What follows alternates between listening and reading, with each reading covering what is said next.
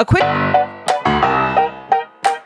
note before we get into the episode. Oversharing is a podcast for entertainment purposes only. It is not a medical podcast and does not constitute medical or psychological advice. Always seek the advice of your physician or mental health professional. Okay, let's do some intentions.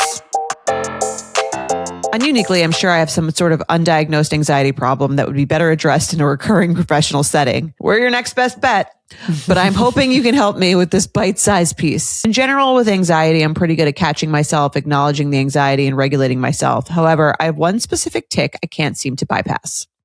When something even as benign as unpleasant happens, I immediately jump to worst-case scenarios, creating a made-up scenario and visualizing it in my mind. A few examples. 1.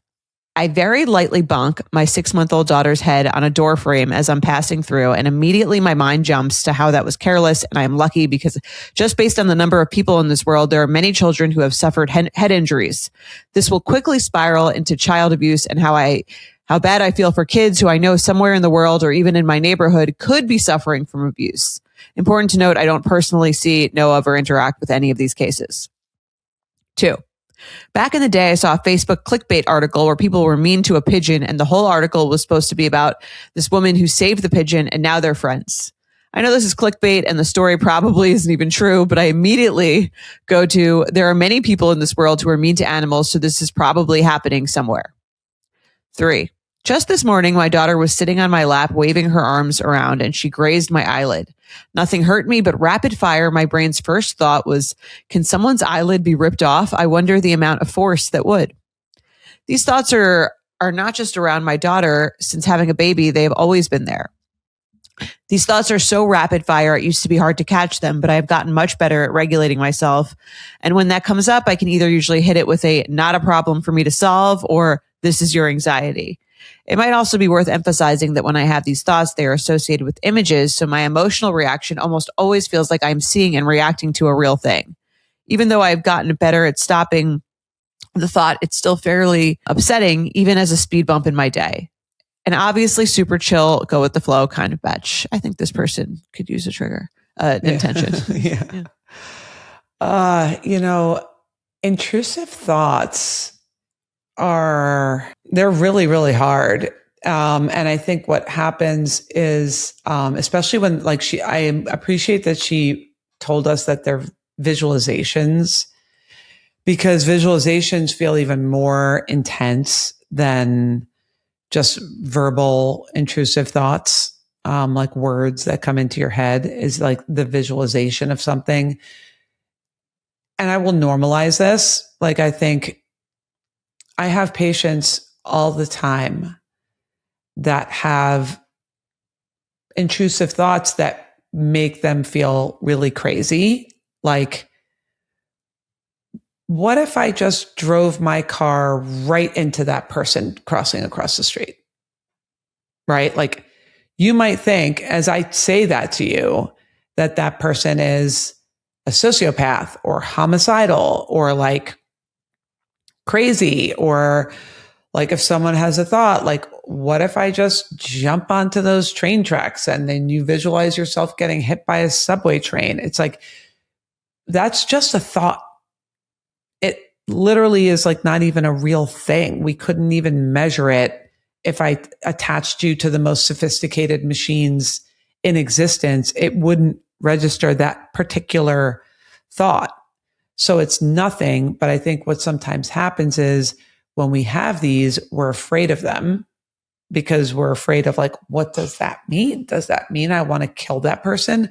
No, it doesn't. It just means that your mind came up with like a crazy visualization, and then you start to doubt yourself about it and you become afraid of it. And so it happens like more often. It almost feeds itself the more you're afraid of it. And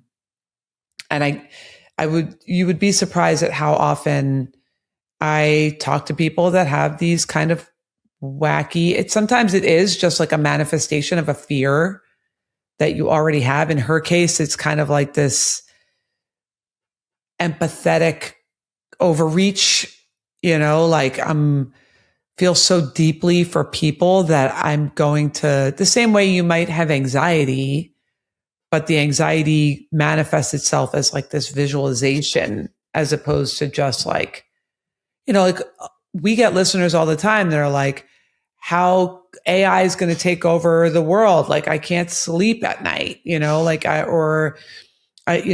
the election and political stuff. Like I can't, like I'm so anxious about what's going to happen and what's going to happen with women and their bodies. And, even thinking about the person who's their boyfriend's going to be, on an ICE enforcer, or what you like visualize these things as a way of like protecting yourself almost. And then it can become like, if I tell you, don't think about an elephant with a tutu dancing around waving an American flag. That's all you're going to think about. There it is. Yeah. So if you tell yourself not to have these thoughts, they're going to probably get even stronger. But I just want to normalize it so that you don't feel like you're crazy or it's just a visual manifestation of your anxiety. And it's just a thought and it doesn't mean anything. Might she benefit from a psychiatrist, like an SSRI perhaps, if she's having these thoughts a lot? I found that that's helped me with like intrusive pregnancy thoughts or visualizations or things like that. Not to just like go straight there, but I mean, obviously she should have a therapist too, but. No, for sure. I think it helps you to just detach from the thought. I mean, that's what anxiety is. It's like a looping, repetitive thought, which is why antidepressants, a very similar antidepressant, will work for OCD, like looping, repetitive, I need to wash my hands kind of thing. And it will also work for depression, right? They feel like two totally different conditions, but what they have in common is like, I cannot detach from this thought that I'm worthless. I'll be lonely forever. I'll never be successful. I cannot detach from this thought that if I don't wash my hands, that like something bad's going to happen to my parents or whatever. It's just a thought that gets stuck. So yeah, medication would definitely help if she's not on it already. I think also just allowing yourself to have it without feeling like it means something about you. And another thing that could be helpful is just like grounding into this moment. Because what happens when you have a visualization, it's almost like a flashback or like a imaginary flashback that's never experienced, but then you start to really feel it in your body. Right. You start to, like, if you had a pregnancy fear of like, I mean, I'm not going to say anything because I don't want to like, trigger you, but like put it in my head. Yeah. If you had some like worst case scenario pregnancy fear and you imagine the difference too between like, oh, what if the baby's not breathing when she's born versus like picturing that happening. You know what I'm saying? Right. Like, yeah, no, it's different level, I'm sure. Yeah. It feels like really intense, like almost like you're reliving it or living it. So I think something that can be grounded and then it affects your nervous system, like you're as if you're literally having a flashback that this happened to you. So one thing that I think can be helpful is just like grounding into your senses. Like we've talked about before, like 5 things you can see, 4 things you can touch, 3 things you can hear, et cetera, et cetera. To just kind of be like, I'm here now. This is not happening. But also like acknowledging, I think a lot of it seems like it's around like other people suffering, which it just means you're super empathic, which is nice. And, it's a great quality, but when you're embodying it, when it's disrupting your day, it feels really bad. And then it's also probably making it happen more because you're like afraid of it happening. And so, right. And it seems really like lightly triggered. Like it doesn't seem like it takes a huge, like she didn't even read the story about animal abuse. She read a story about like animal kindness. Yes. Yeah. It is like this bigger existential feeling of like, there's a lot happening outside of like she's very aware that there's a lot happening outside of her little field of vision. Right. And being able to feel other people's kind of like pain almost too. Yeah. But also, I would remember like there's lots of joy happening around the world that you're unaware of. There's lots That's of true. compassion happening around the world that you're unaware of. There's all of it happening that you're unaware of. So I think in that moment when you're just like hyper fixated on like the abuse and the head injury and the animal cruelty or, whatever.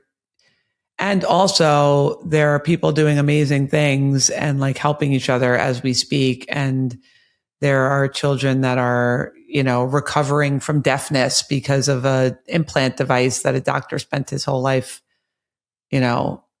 discovering. So there's lots of great stuff. So I have a couple of, yes. Do I think medication would help with this? For sure. It sounds like a looping, like a stuck thoughts. Right. But until you get there, there's suffering in the world. There is also compassion and joy. I will ground into now. So I would do that grounding exercise. Don't push it away. Don't like, it's not an urgency to get these thoughts out. I think that's also going to get your nervous system going. If you're like, oh my God, stop. What the heck? Why do this? Like, what's wrong with, shh, not all that. Just ground. I'm going to acknowledge that this is a feeling that I'm having. Ground into now. What can I see with my eyes? What can I hear? What can I feel?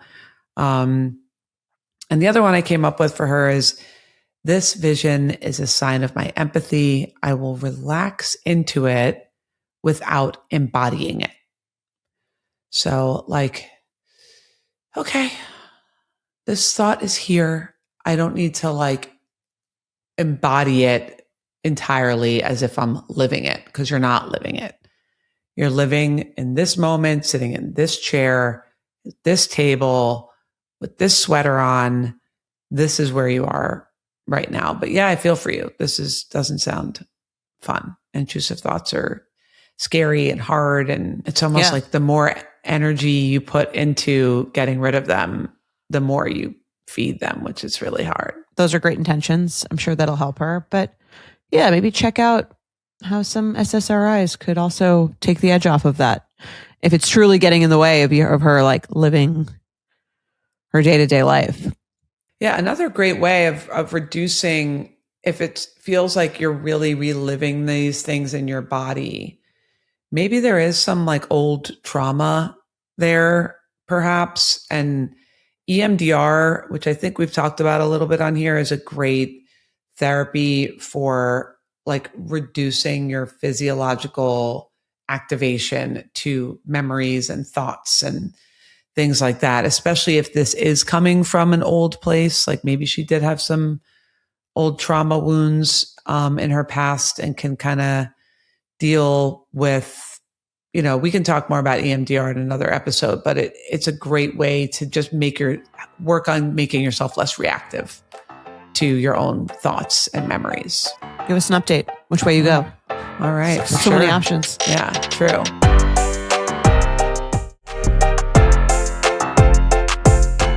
All right, let's do some triggers. Our first one is a voicemail. Let's roll the tape. Hi, Dr. Naomi and Jordana. Love the podcast and all your wise words. I have a triggered for you, especially as fellow children of divorce. So my dad has been with my stepmom for pretty much all my life, and it's always been a bit of a rocky relationship. Basically, the long short is he really puts her first. And he had a retirement party recently, which he, was, he had to give a speech, and he went up, and gave the speech, and in it, he didn't once mention my brother and I, and proceeded instead to thank his family, being my stepmom. He said my family and then proceeded to just reference my stepmom, and gushed about her the entire time, despite it just being about his retirement from work. And, she's the light of his life, and, he wouldn't be here without her, while my brother and I sat right in front of him, and, ignored his lack of reference.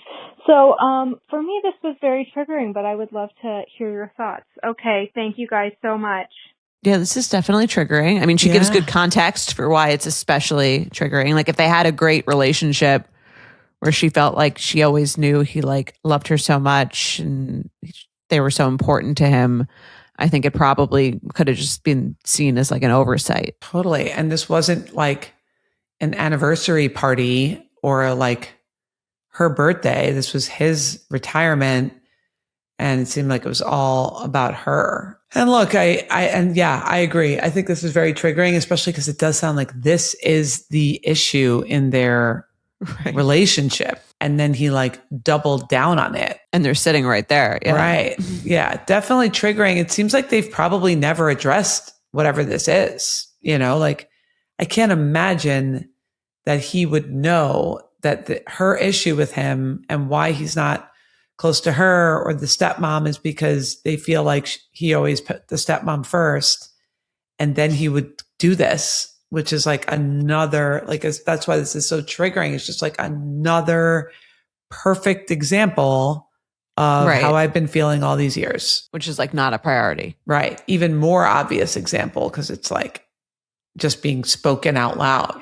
Here is the person that is the most important to me. Especially to say thanking my family and then only referencing her. Are we not in your family? Yeah. And I think that's a big thing. Are we do you consider us on this level with do you consider us your family? Maybe because they've been divorced so long, maybe they haven't lived with him for so long. I don't know if he has other kids. I don't know what the thing is, but I think this idea of I have a new family that I am more invested in than you can feel really hurtful. Yeah. And that is a weird feeling to feel like my father's family is not the same as my family. His family I'm not included in that. I'm not, it's a really weird feeling. I mean, if it makes you feel any better, and this is total speculation, so take it or leave it. I wouldn't give you this advice if I was your therapist, but I'm not. The beauty of this show. Yeah. I think sometimes when people have to go so hard in that type of affirmation for someone, it's not a sign of a super healthy relationship. Yeah. Right. No, you see those couples who gush about each other on Instagram and then they're getting divorced. Right. Yeah. Where it's almost like he might have had to lean so hard into her and away from you because she's getting mad at him if he does. I'm not saying this might make it feel worse, but you don't know what was going on behind the scenes. If he was yeah, I'm not coming to this thing because I'm going to go to my kids, or I'm going to choose my kids over you in this way, that she might not have tolerated that well, or she might have been, this might make you feel worse. I don't know how it'll make you feel, but I think it might just be a sign that he doesn't feel completely safe in that relationship if he has to keep proving to her over and over and over again, even in this speech. Because I've seen this a lot with blended families, oftentimes on the other end where someone's so prioritizing their kids that the new partner feels a little bit do I fit in anywhere here? You're overcompensating almost in some way for something that's there, right?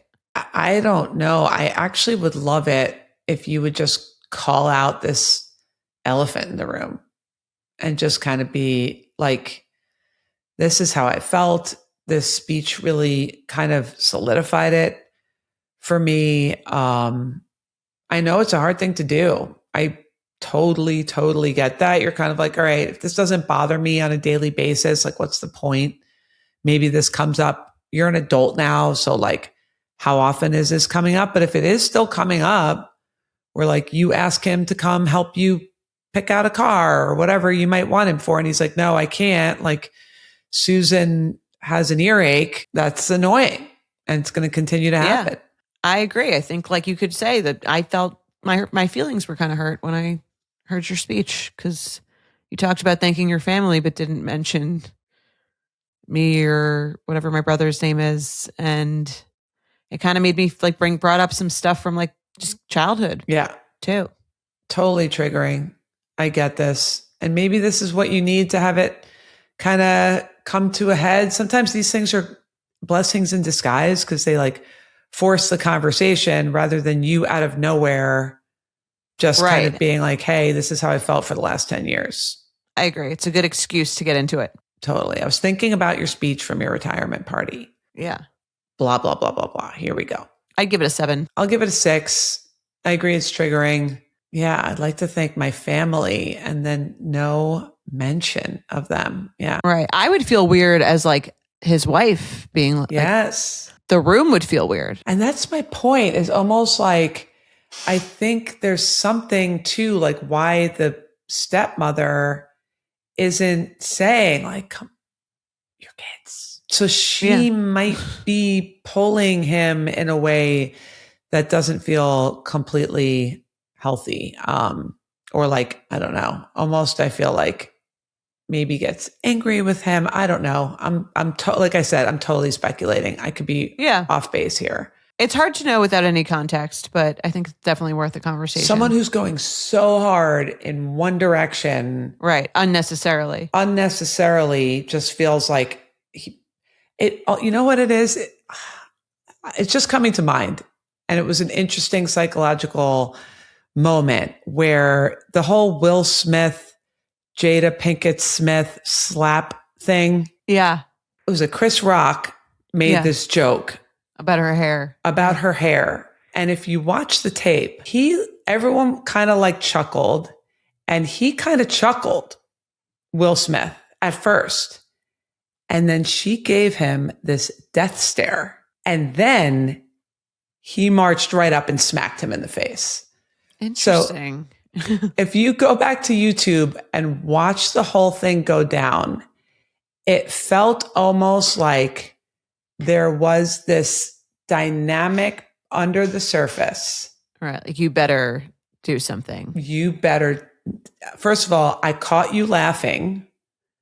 So now you're in trouble.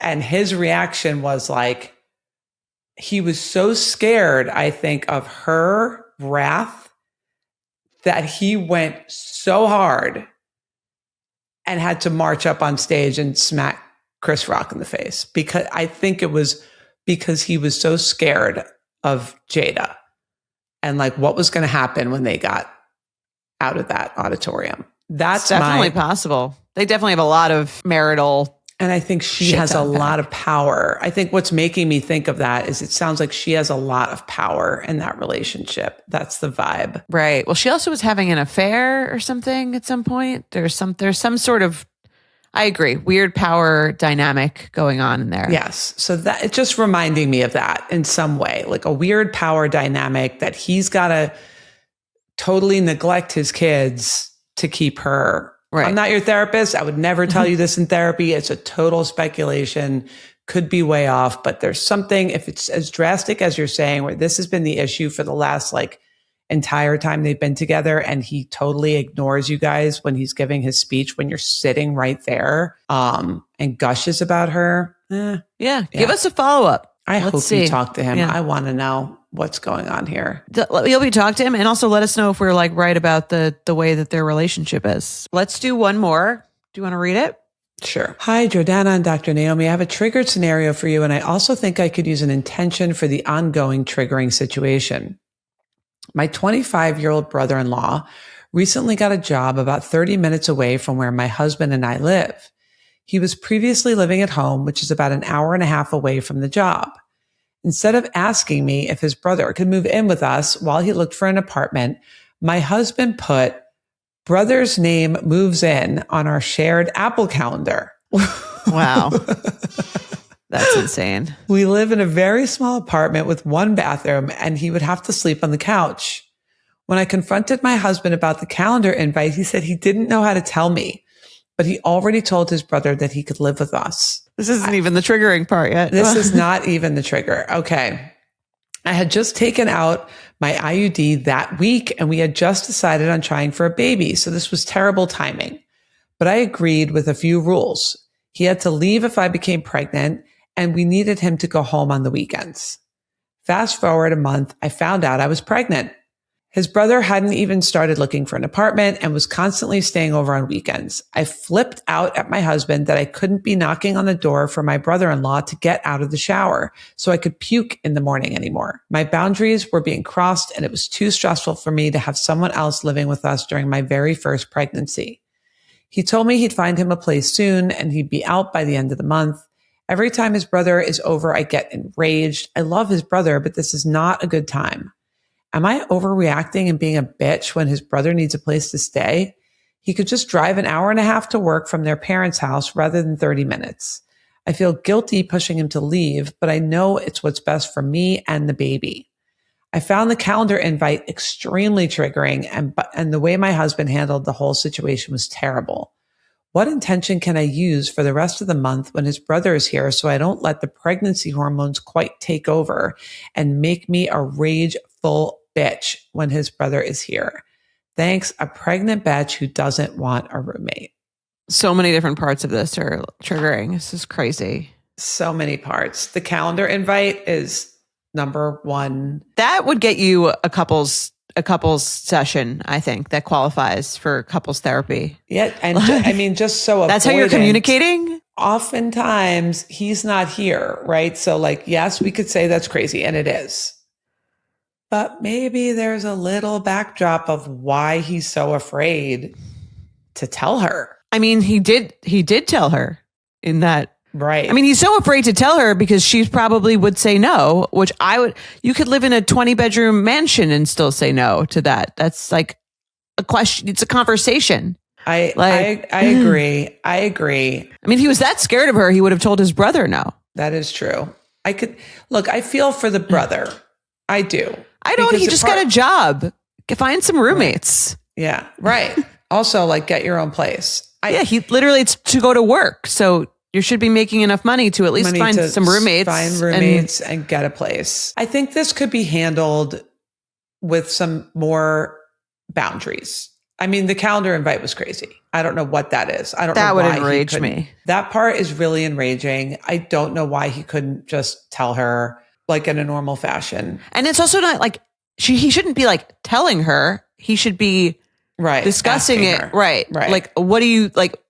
My brother wants to know if he can, what do you think? To say, even like both parts of it, I think to say yes without discussing it with her, triggering. To tell her via calendar invitation, also triggering. I will say, I get the brother's position and like, I'm like this, right? Like anyone who needs a place, like I want to say yes. Anyone who needs help, I want to say yes. And I know once you're in a relationship and you're living with a partner, you can't just like, speaking of like moral code, right? You can't just be like, this is my brother. I feel compelled to help him out. Whatever his situation is, you have to discuss it with your partner. But this is that moment where you both have different like values in terms of like what your obligation is to help out a family member. And when those are in contrast, you get things like this. So I do get the perspective of like, okay, we could let him stay for a few weeks. And it does sound like they did. He didn't get a place. I think the boundaries need to be more firm. She also wanted him to leave on the weekends, which he didn't do. Yes, that's a fair ask. Which he didn't do. Yes. So I definitely think this could be addressed differently. I don't think, maybe you disagree because you're pregnant. Sure. I think the pregnancy thing is a bit of an excuse. Like maybe if you really do have severe morning sickness or like there is a real thing where you're like needing, if she's just envisioning that she's going to have to throw up and not be able to get into the bathroom, I don't think there's anything inherently about being pregnant, early in the pregnancy. Yes, if you have more severe morning sickness and you can't get into the bathroom and that's a real thing that's actually happening, that's fair. But like cooking up that imaginary scenario seems like a stretch. I agree. She doesn't need it. I also think it's perfectly acceptable to say no for absolutely no reason. Then I don't want to share a bathroom with your brother in my home as an adult woman with someone sleeping on my couch, someone who has a job, is capable, can get an apartment, maybe doesn't want to spend money on it. That's not really my problem, that he doesn't want to spend money or have a long commute to work. I travel an hour and a half to get to work. Because I do, I'm not asking one of my friends who lives in the city to host me because of that. That's my choice. I could move if I wanted to. I could pay rent in the city. I think that, like, I agree. She doesn't, I think the pregnancy thing is like, and also I'm pregnant. Right. Which is like, fine. But the only thing I think that legitimizes is like, I'm living like an adult life where I don't want to live with like another person in my 1-bedroom apartment on my couch in an apartment that's already feels kind of cramped. I want to like be able to just be in my own space. Right. And I don't think she needs an excuse for that. I think that's a completely reasonable boundary, which is why I would be infuriated by someone like saying yes to something like that without my consent. I actually think that represents a much bigger problem in their communication of their relationship. He said yes without telling her first. Yeah. Right. Like, or that's without asking her first. Yeah. I think that's very much like not cool. No, I completely agree.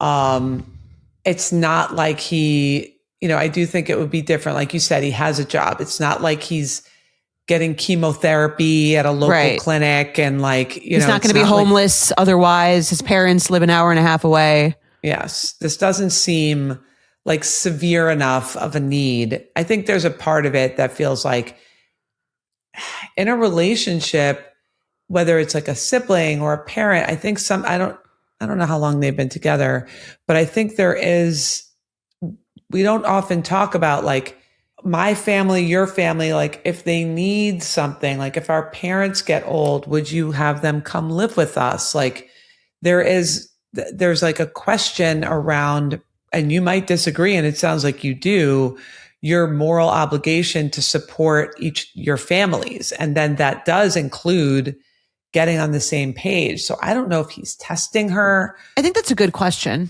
Yeah. But in the case of the parents, it's like someone who is unable. Yes. The fact that he has a job and just doesn't want to drive makes this feel like it's not like your parents are sick and they can no longer live alone and they need someone to help them. This is like he just doesn't like his options for housing closer to where he works, is what it sounds like. And it sounds like he's an able-bodied 25-year-old man who can either commute or, again, find a living situation that isn't free, but is low cost. Right.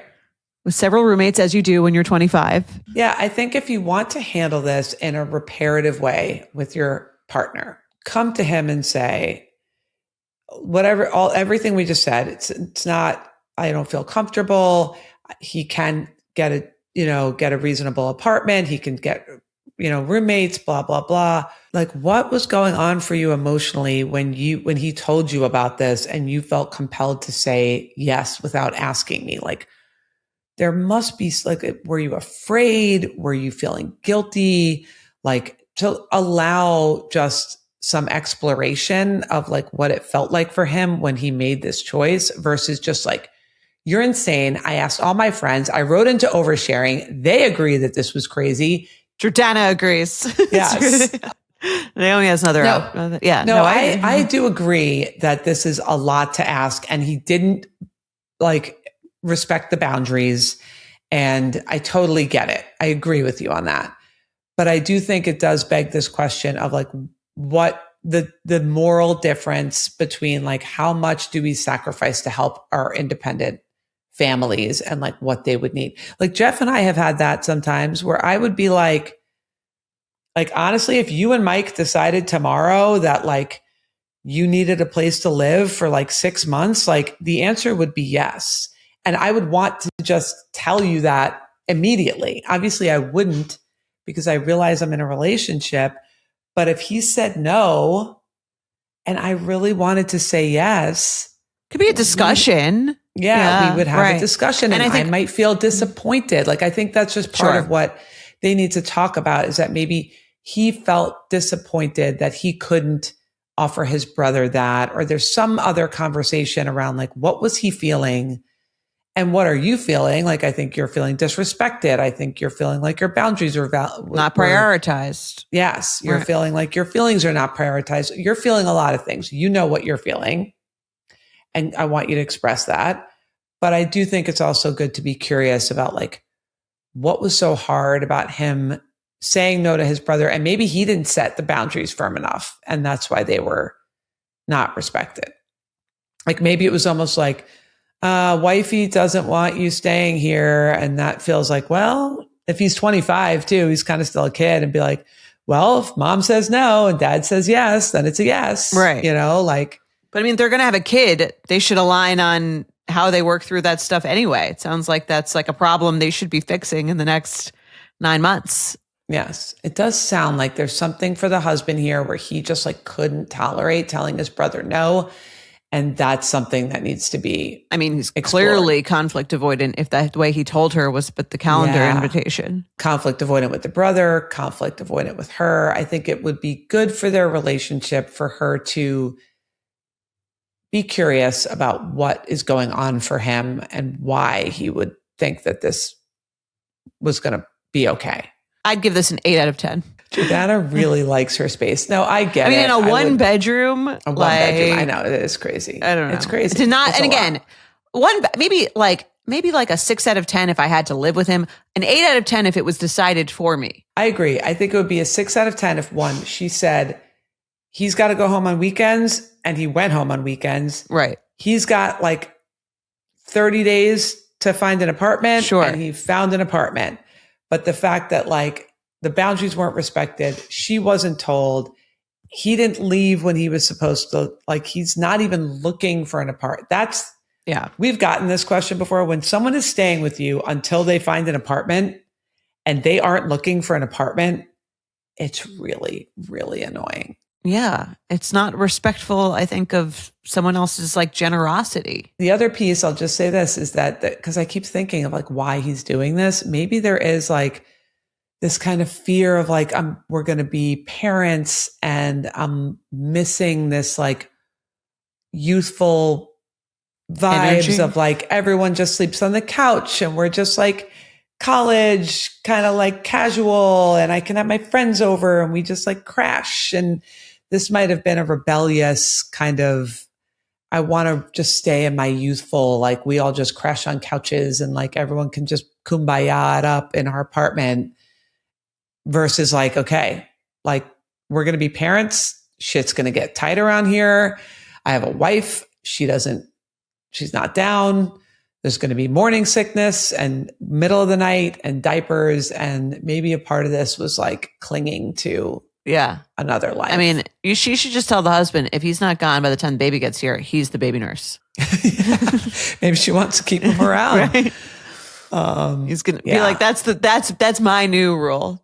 Yes. So I will agree with an 8 based on the calendar invite as the start, and then all the rest that followed. He's hanging out on the weekends. A 1-bedroom apartment is small for 3 people. 100%. 1 bathroom. I totally get it. And she's probably already because the pregnancy, I think, while it doesn't affect like, again, that much physically necessarily, but like, I think it would affect her mood and being more irritated by this than she might have been with the hormone fluctuations. I can't help but feel like the pregnancy piece, it's her feeling like that was what was going to move the needle.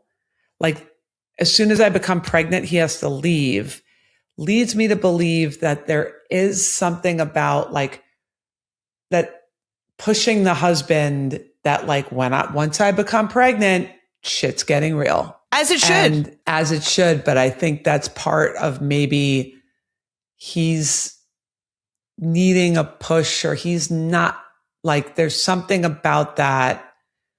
Like almost, we've heard this before, I think, where someone's like their partner drinks and then it's kind of like, well, once, if they're like 25 and he drinks, and then you're like, well, what if, what are you going to do when we become parents? And he's like, well, we're not yet, kind of thing. I just can't help but feel like there's something, I guess I'm speculating a lot today, so I could be wrong. Listen, if you both want a free couples therapy session to come on this show on our benefits episode, on our subscription episode and talk this through, we can hear your side of the story, husband. I would love, husband, if you're listening, I feel you.